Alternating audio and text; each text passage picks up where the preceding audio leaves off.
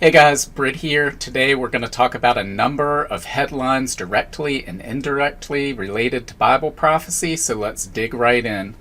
The first one I want to look at here, this is from Zero Hedge, and it's about this continuing energy crisis in Europe. It's titled, German Power Prices Hit Record as Energy Crisis Worsens. German power prices surged above 500 euros per megawatt hour on the European Energy Exchange for the first time as the energy crisis worsened. German year-ahead power jumped 6% to 507 euros per megawatt hour, as there are no signs of the natural gas rally slowing down. I mean, look at the ramp of this curve upward. This represents a tenfold increase year over year. We go on, it says Russia's reduction of natural gas flows via the Nord Stream 1 pipeline and a scorching summer across Europe have been the main drivers of power prices. Since early June, power prices have risen 173%, pressuring households and businesses with unprecedented cost. The longer these price rises go up, the more this will be felt across the economy, said Daniel Craw, senior economist at consultant Oxford Economics. The magnitude of the increase and the magnitude of the crisis isn't comparable to anything in the past few decades. So here we see this energy crunch, and it's not just from the Russian natural gas. We've had this drought, which has caused nuclear power plants to have to shut down the amount that they're generating because they don't have the cool water nearby in order to cool the plant down and keep it operational at full capacity. We've had hydroelectric plants start to shut down some of their capacity. So there's multiple crises overlapping. We've had lower levels of water in the Rhine, making it impassable at certain places. So they shut down a refinery. Shell did earlier today. So we're seeing this crisis ripple through the European Union, and it's just getting worse, as evidenced by this headline here, which shows what the impact on the economy is. So this is titled, Norsk Hydro Shuts Aluminum Plant as Europe's Power Woes Deepen. Europe's energy crisis has claimed another victim in the power-hungry metals industry, with Norsk Hydro planning to shutter an aluminum smelter in Slovakia at the end of the month. Or the end of next month. Aluminum is one of the most energy-intensive metals to produce, and the closure of the facility adds to growing signs of stress in Europe's industrial economy as power prices surge to record highs. The region has already lost about half of its zinc and aluminum smelting capacity during the past year, mainly as producers dialed back output. Hydro and others are now moving to shut down plants entirely. And we see this in other news articles. This one's from the Financial Post. It says zinc surges as Trafigura-owned smelter to halt production. Zinc surged after one of Europe's largest smelters said it would halt production next month as the continent's energy crisis threatens to hobble heavy industries.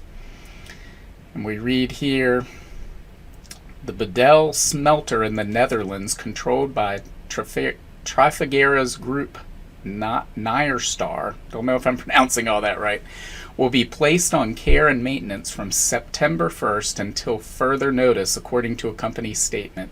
Zinc trading on the London Metal Exchange jumped as much as 7.2% to the highest intraday level in 2 months as traders priced in even tighter supply. So here we see these rising energy prices in Europe. They're making industries uncompetitive. So things like zinc and aluminum that are commodities that can be produced anywhere around the world, the industries in Europe just cannot compete with these energy prices with the other companies around the world that are producing these commodities. So they're shutting down. That means loss of jobs, loss of productivity. It means impacts on the global supply chain because all of these plants are sending these commodities somewhere to be used in some other product. And so this is just going to have ripple effects all throughout the global economy, not just Europe, but it's going to plunge Europe into a depression because as we go into the latter part of this year in the winter, that's when energy is going to be needed most. And typically Europe stockpiles natural gas and storage in preparation for winter, and they just have not been able to do that this year. It's not going to happen. So this is going to get worse and worse as we go into the next 4 or 5 months. And again, I believe that it's going to plunge Europe into a depression, and it's going to bring the rest of the world with it. Now, why is that significant to Bible prophecy? It's significant because economic calamity, whether it's depression, whether it's high food inflation, lack of fuel, these are the types of things that bring people out into the streets. They bring political revolution, and they bring demagogues who like to take advantage of that. And they offer firm solutions to people. And they tell people what they want to hear, and then they often have radical solutions. So this could very well be the circumstance that gives rise to the Antichrist in Europe. We'll have to wait and see. That may still be years away, it may be months away, I don't know. But these types of circumstances are the type that give rise to demagogues. So we need to keep our eye on this one. So now on to the next story. This is from Wall Street Silver's Twitter feed. Now, for some context, Wall Street Silver is just a secular financial channel posting primarily about silver. So they're not coming at the news from a Christian perspective like we are.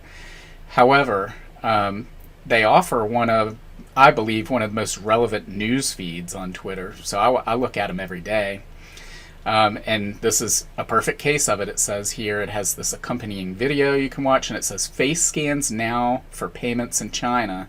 The next stage is requiring this to buy anything. And if your social credit score falls too low, you're banned from shopping.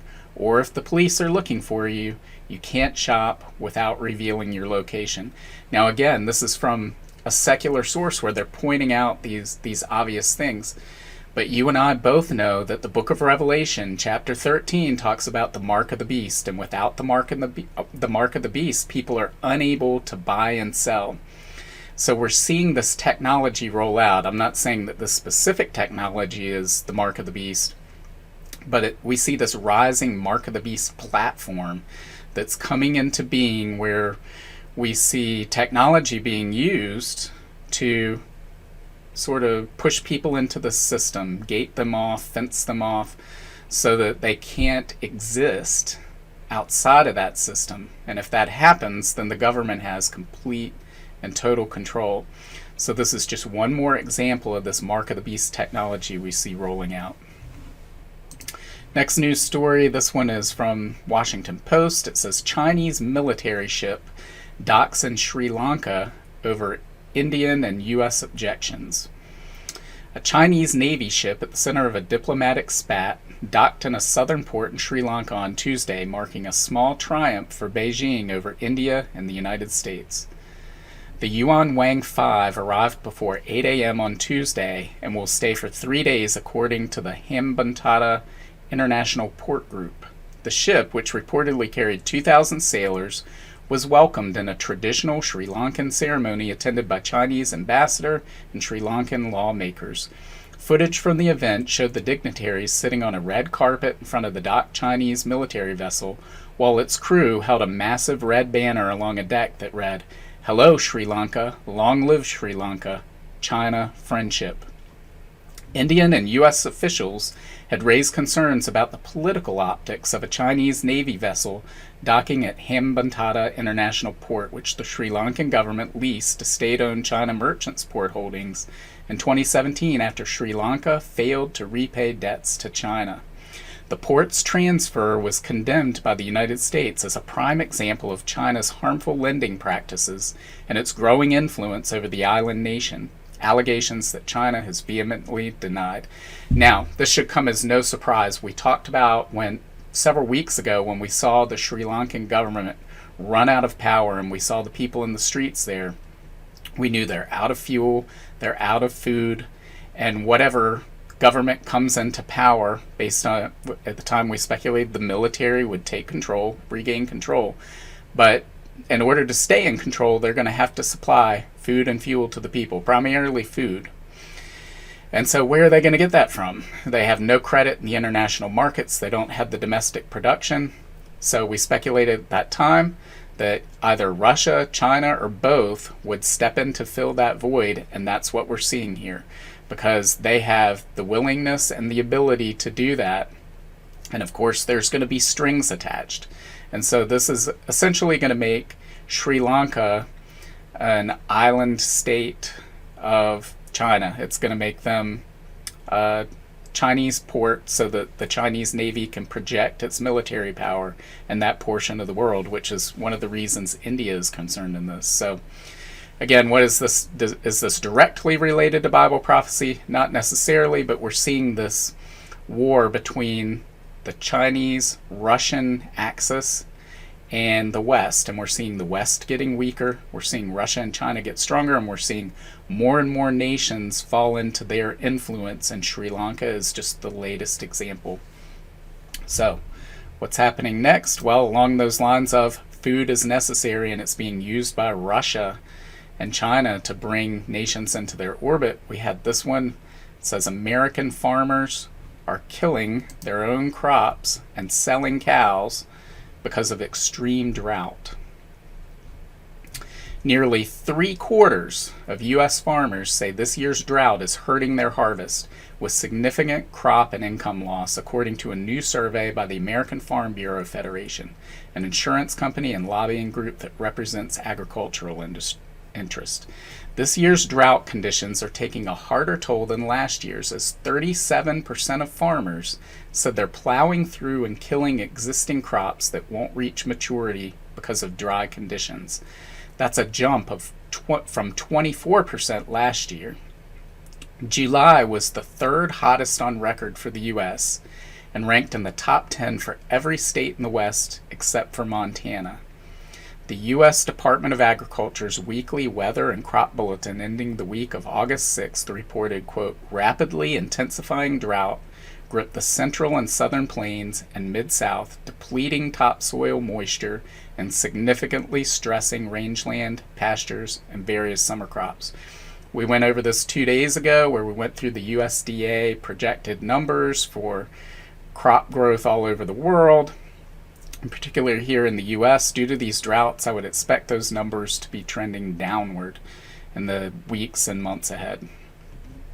It says the AFBF estimates nearly 60% of West, South, and Central Plains are experiencing severe drought or higher this year. The effects of this drought will be felt for years to come, not just by farmers and ranchers, but also by consumers. Many farmers have had to make the devastating decision to sell off livestock they have spent years raising or destroy orchard trees that have grown for decades, said their president. So keep in mind, this isn't just a temporary thing that 6 months from now everything will be better.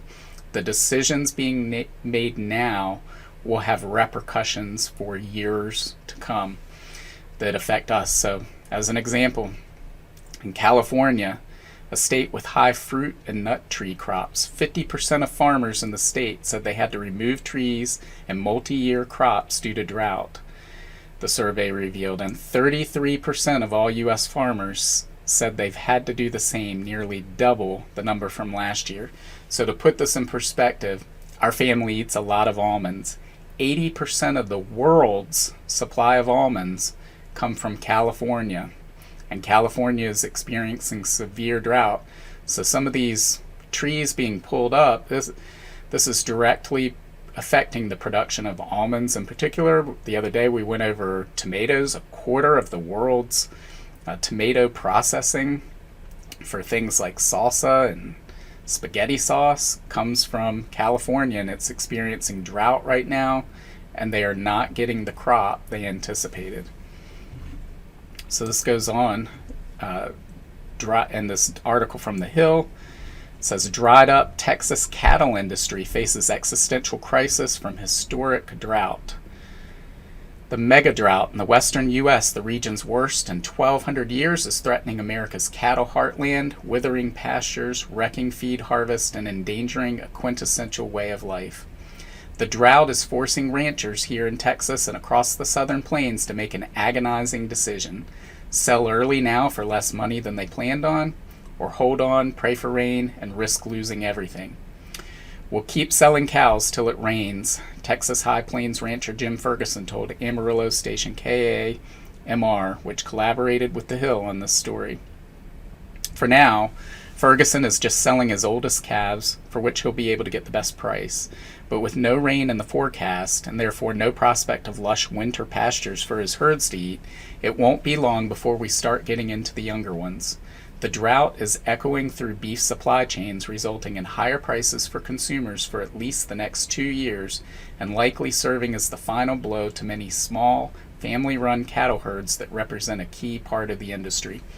So again, we see this drought is affecting not just agriculture, but not just the growing of things, but also the feeding of our beef supply here in the United States. So this is going to have repercussions for years because they're selling off some of the key cattle that you would need to keep this going, keep this process going. So this is going to reverberate for years.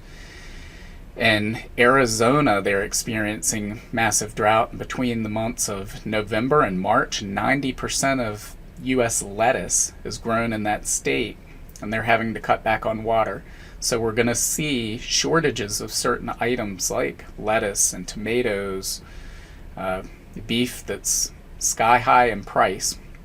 We're going to see these things coming into being. We're going to see food shortages around the world, and countries like Russia that can supply food, that maybe have some excess capacity, that control Ukraine and the Black Sea ports.